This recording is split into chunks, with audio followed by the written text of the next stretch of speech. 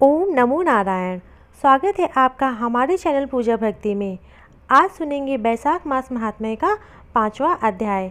अगर आपने अभी तक हमारे चैनल को सब्सक्राइब नहीं किया तो चैनल को सब्सक्राइब जरूर करें, जिससे आने वाले बैसाख मास की कथा का डेली श्रवण कर सकें।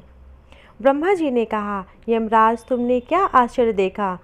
क्यों तुम्हें खेद हो रहा है? भगवान गोविंद को एक बार भी प्रणाम कर लिया जाए तो वह 100 अश्वमेध यज्ञों के स्थान के बराबर होता है। यज्ञ करने वाला तो पुनः इस संसार में जन्म लेता है, परंतु भगवान को किया हुआ प्रणाम पुनर्जन्म का हेतु नहीं बनता, मुक्ति की प्राप्ति करा देता है। जिसकी जिह्वा के अग्रभाग पर हरि ये 2 अक्षर विद्यमान है, उसको कुरुक्षेत्र में सेवन अथवा सरस्वती के जल में स्नान करने से क्या लेना? जो मृत्यु काल में भगवान विष्णु का स्मरण करता वह अभय अभय आदि को प्राप्त हुई पाप राशियों का परित्याग करके भगवान विष्णु के सुयश को पाता है, क्योंकि भगवान विष्णु को अपना स्मरण बहुत ही प्रिय है। यमराज, इसी प्रकार बैसाख नामक मास भी भगवान विष्णु को प्रिय है, जिससे धर्म को श्रवण करने मात्र से मनुष्य सब पापों से मुक्त हो जाता है। उसके अनुष्ठान में तत्पर रहने वाला मनुष्य यदि मुक्ति को प्राप्त हो जाता, उसके लिए क्या कहना। बैसाख मास में भगवान पुरुषोत्तम के नाम और यश का गान किया जाता है, जिसमें भगवान बहुत प्रसन्न होते हैं। पुरुषोत्तम श्री हरि संपूर्ण जगत के स्वामी और हमारे जनक हैं। यह राजा कीर्तिमान बैसाख मास में उन्हीं भगवान के प्रिय धर्मों का अनुष्ठान करता है, जिससे प्रसन्न चित्त होकर भगवान विष्णु सदा उसकी सहायता में स्थिर रहते हैं। भगवान वासुदेव के भक्त का कभी अमंगल नहीं होता, उन्हें जन्म मृत्यु जरा और भी व्याधि का भय नहीं प्राप्त होता।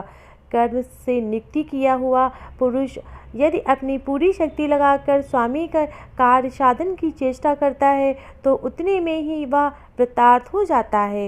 यदि शक्ति के बाहर का कार्य उपस्थित हो जाए तो स्वामी को उसकी सूचना दे देता है, उतना कर देने से ही वह उत्तीर्ण हो जाता है और सुख का भागी होता है। जिसने उस प्रयोजन को स्वामी से निवेदित कर दिया, उसके ऊपर ना तो कोई ऋण है और ना पाता का है। अपने कर्तव्य पालन के लिए पूरा यत्न कर लेने पर प्राणी का कोई अपराध नहीं रह जाता है, अतः इसके विषय में तुम्हें शोक नहीं करना चाहिए। ब्रह्मा जी के ऐसा कहने पर यमराज ने दीन वाणी में कहा, तात, मैंने आपके चरणों की सेवा से सब कुछ पा लिया। तब ब्रह्मा जी ने पुनः समझाते हुए कहा, धर्मराज, राजा कीर्तिमान विष्णु धर्म के पालन में तत्पर हैं। चलो हम लोग भगवान विष्णु के समीप चलें और उन्हें सब बात बताकर पीछे उसके कथानुसार कार्य किया जाए। इस प्रकार यमराज को आश्वासन देकर ब्रह्मा जी उसके साथ क्षीर सागर के तट पर गए।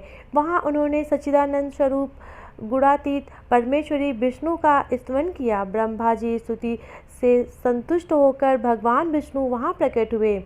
यमराज और ब्रह्मा जी ने तुरंत ही उनके चरणों में मस्तक झुकाया तथा भगवान महाविष्णु ने मेघ के समान गंभीर वाणी में उन दोनों से कहा, तुम लोग यहाँ क्यों आए हो? ब्रह्मा ने कहा, प्रभु, आपके श्रेष्ठ भक्त राजा कीर्तिमान के शासनकाल में सब मनुष्य बैसाख धर्म के पालन में संलग्न हो आपके अविनाशी पद को प्राप्त हो गए हैं। इससे यमपुरी सुनी हो गई है। उसके ऐसा कहने पर भगवान विष्णु हंसते हुए बोले, मैं लक्ष्मी को त्याग दूंगा, अपने प्राण, शरीर, कौशंबी, वैजयंती माला, क्षीर सागर, शेषनाग तथा गरुण जी को भी छोड़ दूंगा, परंतु अपने भक्त का त्याग नहीं कर सकूंगा, जिन्होंने मेरे लिए सब भोगों का त्याग करके अपना जीवन मुझे सौंप दिया, जो मुझे मन लगाकर मेरे स्वरूप हो गया।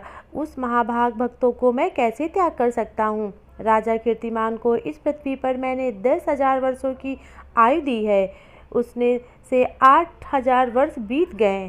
शेष आयु और बीत जाने पर मेरे द्वारा उसे प्राप्त होगा पुण्य।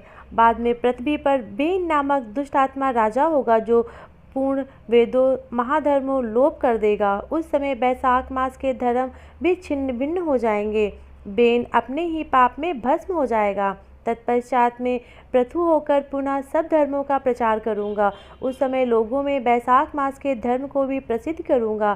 शास्त्रों मनुष्यों में कोई ऐसा होता है जो मुझ में अपने मन प्राण अर्पित करके अपना सर्वस्व मुझे समर्पित कर देता है। मेरा भक्त हो जाए। जो ऐसा होता है वही मेरे धर्मों का प्रचार करता है। इस बैसाख मास में भी मैं बैसाख धर्म में पर्यंत रहने वाले महात्मा पुरुषों तथा राजा के द्वारा समयानुसार तुम्हारे लिए भाग दिखाऊंगा। लोगों में जो कोई बैसाख मास का व्रत करे वे तुम्हें भाग देने वाला होगा। उसके बैसाख मास में बताए हुए महाधर्म के पालन में तुम कभी विघ्न मत उपस्थित करना। यमराज को इस प्रकार आश्वासन देकर भगवान विष्णु वहीं अंतर्ध्यान हो गए। ब्रह्मा जी भी अपने सेवकों के साथ सत्यलोक को चले गए। उसके बाद यमपुरी में पधारे। बैसाख मास की पूर्णिमा से पहले धर्मराज के उद्देश्य से जल से भरा हुआ घड़ा, दही और अन्न देना चाहिए। उसके बाद पितरों, गुरुओं और भगवान विष्णु के उद्देश्य से शीतल जल, दही, अन्न, पान और दक्षिणा फल के साथ काशी के पात्र में रखकर ब्राह्मण को देना चाहिए। भगवान विष्णु की दिव्य प्रतिमा बैसाख मास की महात्म्य कथा सुनाने वाले दीन ब्राह्मण को देनी चाहिए। उस धर्म ब्राह्मण को अपने धर्म में भी पूजित करना चाहिए। राजा कीर्तिमान ने सब कुछ उसी प्रकार किया। उन्होंने पृथ्वी पर मनोवांछित भोग भोग कर शेष आयु पूर्ण होने के पश्चात पुत्र पौत्र आदि के साथ श्री विष्णु धाम को प्रस्थान किया। मिथिला नरेश कहाँ महात्म्य दुरात्मा राजा बेन प्रथम मनवंतर में हुआ और ये राजा कीर्तिमान वैश्व मनवंतर के व्यक्तित्व हैं। यह बात पहले मैंने आपके मुख से सुन रखी है, परंतु इस समय आपने और ही बात कही है। यह राजा जब बैकुंठवासी हो जाएंगे उसके बाद राजा बेन उत्पन्न होगा। मेरे इस संशय को आप निवृत्त कीजिए।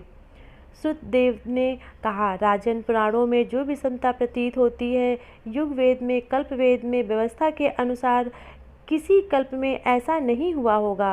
पहले राजा कीर्तिमान और पीछे बेन हुआ, इसीलिए कहीं कथा के समय विपरीतता देखने को और अपमानित होने की आशंका नहीं करनी चाहिए। प्रेम से बोलो जय जय श्री हरि।